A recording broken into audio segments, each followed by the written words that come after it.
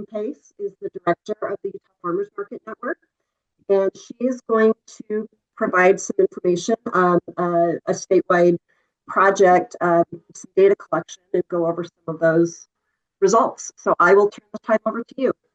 Thanks so much, Karen. Hi, everyone. I'm Jaclyn Pace, Director of the Utah Farmers Market Network, and today I'm going to be presenting farmers markets as community infrastructure, evidence from a 3-year Utah statewide project. Hey, Um, Jaclyn, we're not yeah. seeing your presentation. We're seeing just the actual PowerPoint um, dashboard. Let's try again. How about now? Perfect. Okay, there we go. All right, so I'm going to dive right in. I know I'm the last speaker of the day, so Um, I just want to tell you a little bit about who the Utah Farmers Market Network is. Our mission is to support farmers and farmers markets through communication, collaboration, and professional development. We focus on building community, uplifting agriculture, and incubating small businesses throughout Utah. And we are a program of USU Extension. We are governed by a advisory council that actually was just kind of put together in the last few months. The mission of the advisory council is to the impact of farmers markets statewide. Support thriving markets that connect communities with local food, empower farmers and entrepreneurs, and enhance Utah's local food system and small businesses. And as you can see, we have these 12 partners that work together on the advisory council. We have Utah Tech University, Utah State University, the Downtown Farmers Market in Salt Lake City, Good for Life Markets, which runs 6 markets throughout the northern part of the state, Utahns Against Hunger, Utah Department of Health and Human Services, Utah Department of Agriculture, the Small Business Development Center at Salt Lake Community College, Utah Zone, the Women's Business Center of Utah, Utah Farm Bureau, and Empowered Community Markets, which hosts the Daybreak and Sandy City Farmers Markets. So we have a really great group of people really advising on what the network does, what projects we take on, and how we move forward. We currently have 25 member markets across the state. You can see those all listed here. They range all the way from southern Utah to, right up to the tippy top of the border with Idaho. We do know that we have about 50 markets in the state, so about half of the markets are members of the Utah Farmers Market Network, and they get all kinds of perks for being members of the network, which I'll talk about later. So let's dive into the 3-year data collection project. So we began in 2023 with 3 markets, the downtown Salt Lake City, Wheeler Farm, and the Carbon Emery Farmers Market in Price.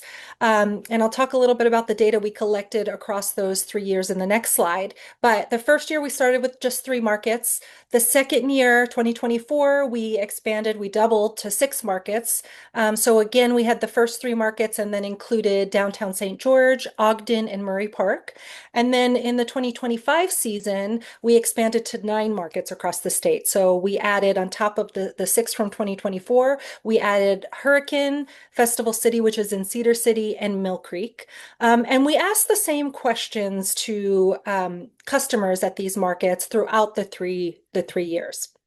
So our main avenue was using intercept surveys, sticker surveys. So this is kind of an example here. We had 5 main questions the first 2 years and then added a 6th question the last year. And we basically just intercepted customers as they were shopping around the market and told them a little bit about the data collection project, why we were collecting data, to kind of get an idea of who shoppers are across the state, why they come to the market, how much they spend at the market. And we just gave them some stickers and said, do you want to participate? And the response loved doing these sticker surveys. They loved asking questions about what we were doing, why we were doing it. They loved talking about their farmers market and their love for local food, and for the farmers, that they get their food from. And these were the questions that so we started with what is your age group? And obviously, since they were sticker surveys, we decided to go that route because we wanted an easy way for people to participate and something fun. So by giving them stickers, it really made them engage with the material a little bit more than just trying to intercept people and, typing it in onto a laptop or a tablet, or even doing a paper survey. So we gave them stickers. We asked, what's your age group? And we had different columns, and I'll show you what the results of these different categories were in a minute. We asked, how far did you travel to get to this market today? How much money do you estimate you spend on an average market day? Why did you visit this market today? What percentage of your weekly grocery budget do you estimate you spend at this farmer's market? How often do you visit or plan to visit this farmer's market during the season? And the last question was added this last year, and it was an open-ended question. It was the only open-ended question. Why is this market important? So on that board, we really just had a blank piece of paper and some markers and asked people to just write why they thought their market was important. In year one, these are the findings. So we found uh, vendors reported an average of season sales between about 2,000 to all the way up past 18,000 per season. Market season generally runs from May through October, though there's of course variation depending on the part of the state you're in. Most of the time it depends on the growing season, since farmers markets obviously differ from other types of markets like craft markets because they have agricultural products. And so farmers markets really are seasonal events. We saw that people spend between $19 to $52 a day at the farmers market. And we had up to 16% of people reporting spending $100 or more at the market each week. We saw that anywhere up to 70% of vendors reported being women or non-binary owned businesses. And we saw up to 15% were already owned small businesses. Um, the age ranges average and the amount that they spent average depending on their age range. We saw that about 30 to 60% of people said the top reason they visit their market is for produce. So that really does make a distinction between craft markets and farmers markets. Um, Saw that the percentage of people polled were out of state. There was really quite a high percentage of people that were out of state. So in the first year, we found about 5% was the high. But as time went on, we found an even higher number of people coming from out of state, which really tells us that farmers markets are a tourist destination as well. Some impacts of Utah's farmers markets, which we drew from the findings of the data surveys from 2023, were farmers markets help build community. They stimulate local economies. They support local businesses. They increase access to healthy foods. They support small businesses and gender equality. This is a handout that was put together as part of National Farmers Market Week, which is always the first full week in August. And all of our member markets always get materials to distribute to their vendors, to their customers. We really try to do as much agricultural education and education on we've done to our markets, to the public, to customers, to really let people know what we're finding and what the importance and impacts of farmers markets are across the state.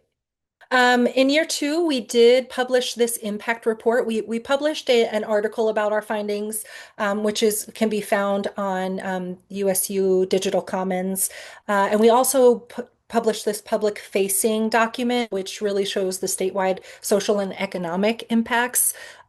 So you can see with some of these graphs in year two, we found that many of the people travel 0 to 5 or 0 to 6 miles in order to get to their farmers market. So that really tells us that there's a huge focus on local. People want to be able to walk to their market or just have a short bike ride or a short drive to their market. $100. That was the biggest outcome that we found. We found that people most over 50% of people primarily There was a pretty even spattering of age ranges, depending on markets, depending on the specific market. Murray Park, for example, had the most even keel of age ranges. Um, it does look like across all six of the markets that we research collection, data collection on in the year, 18 to 29-year-olds were the biggest population. So really the younger group of customers. We found people come to look around. So they come to buy produce, but they also come to just look around. They come to talk to friends, to meet up with people, to just take a look at what's available. And then they often end up buying something that maybe they didn't even know that they were looking for. And finally, we see that the biggest group of people come to the market just once per month, but also it was about even depending on the market with how many people come more than once. The cumulative findings over the 3-year results for what is your age group, the biggest percentage was 18 to 29-year-olds, which was pretty much repeated throughout all 3 years. The smallest group was 70 plus. How many miles do you estimate you travel to get to the market? So again, 0 to 5 miles. Over 10,000 people that were polled for over the three years that said 0 to 5 miles was what they traveled to come to the market. The second largest group was 6 to 10 miles, so that of course is still pretty local. Um, and then surprisingly, the third largest group was 30 plus miles. And so we see people who are visiting from out of town, either visiting family or perhaps they're just coming out on vacation and they stop at farmers markets. I know when I travel, I always go to the farmers market. I mean, part of it is, I just love farmers markets. That's why I do what I do. But I also think it's a great place to find out about, local produce, local farms to visit, what restaurants serve local food, where to go for tourist destinations within the town. And you really get a sense of the feeling of the city by their farmers market and who attends. The third question, you spend on an average market day. Across all 3 years, we found the majority of people spend $26 to $50 a day, with the second close running $11 to $25 per day and $100 per day.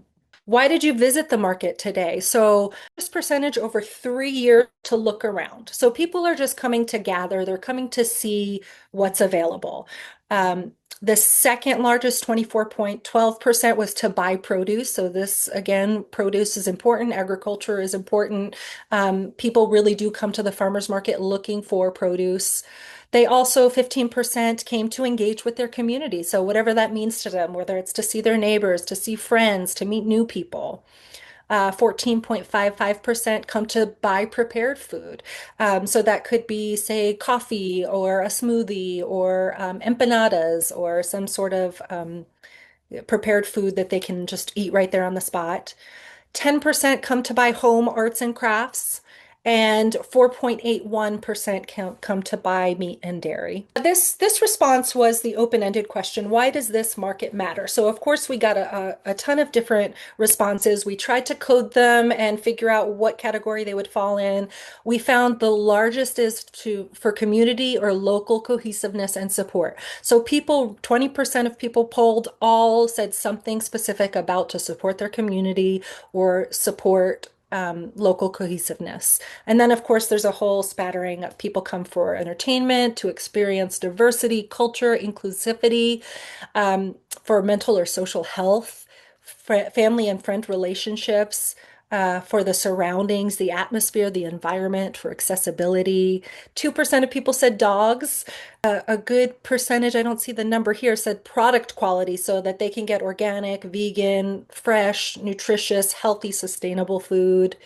4% said community, local economy.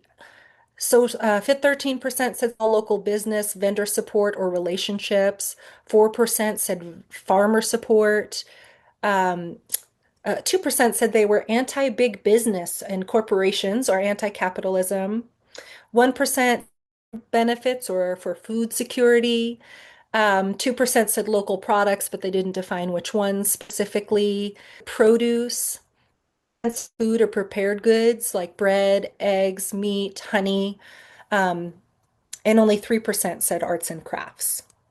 So the results really show us that farmers markets contribute to resilient local economies, healthier food systems, and vibrant community life. It's really helpful for us to document these benefits because it helps to ensure that markets remain accessible, sustainable, and responsive to community needs, particularly in rural and underserved areas. So we want to make sure that we are meeting a need. Where when we look at, maybe starting a new farmers market or meeting community needs with the farmers market that is already in existence, we want to make sure that we really are aligning what we're offering, what our markets are offering with what is actually needed in the community. So data collection is really important for that reason, to make sure that there's alignment there between need and what offerings, are being offered out to fulfill those needs. It helps with markets. It helps markets to get grants for their farmers markets. It helps markets um, communicate to their customers, to the city, to the legislature, what the importance of farmers markets are. So it's really important to continue to collect data. We are planning on doing a vendor data collection project starting summer. We're starting. We did get a small grant from Utah Tech University, and so we'll be doing some surveys with vendors specifically. So if you're in Southern Utah, or if you'd like us to email you some questions, please feel free to reach out. The Utah Farmers Market um, and we are expanding, so we are now also a vendor organization. We have quite a few vendors that have come on board this past year. It's only $25 to become a member. And when you do become a member, we connect you with the local farmers markets in your area or across the state, depending on how far you are willing to travel. So we'd like to invite you to become a member. There's all sorts of benefits. You can find out more information on our website, which is utahfarmersmarketnetwork.com. I also wanted to let you know about a couple upcoming events, which are always free to our members. The Farmers Market Boot Camp, in collaboration with the Washington State Farmers Market Association, starts in March 12th. It's every Thursday in March. March 12th, 19th, and 26th. On the 26th, we'll have our Utah State Day. So all the other sessions are kind of open to anybody in any state, but Utah State Day is specific to Utah. We also have a group micro course called Marketing Farmers Markets in collaboration with the North American Food Systems Network. That's live. It's a live online course done together as a group. It's going to be March 20th from 10 a.m. to 12 p.m. and that is also free to our members. And then here's my contact information. So feel free to email me, send me a text message, give me a call if you have any questions. And I will put up the member PayPal QR code and out.